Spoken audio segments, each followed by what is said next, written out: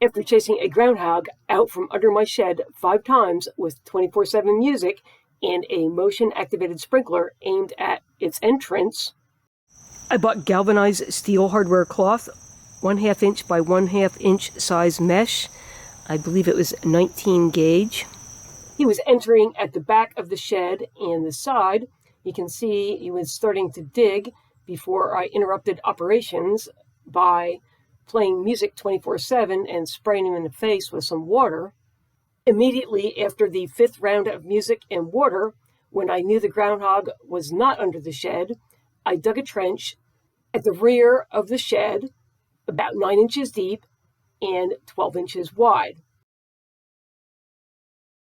I made a roll in the hardware cloth about 9 inches in height, and to prevent it from unrolling if the groundhog pushed it, I fastened the roll at 2 places with twisted wire about every 12 inches.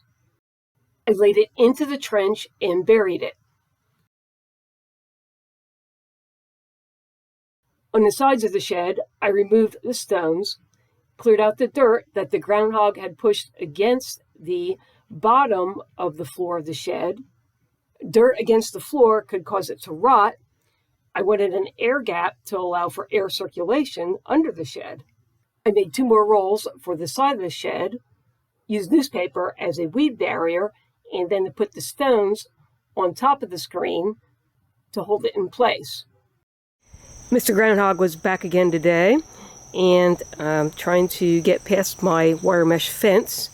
You see he pushed some stones out and tried to get in at 2 places.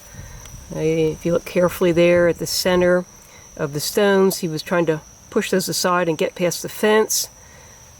And then there's another spot back here behind that window where he also tried to gain entrance, and another failure.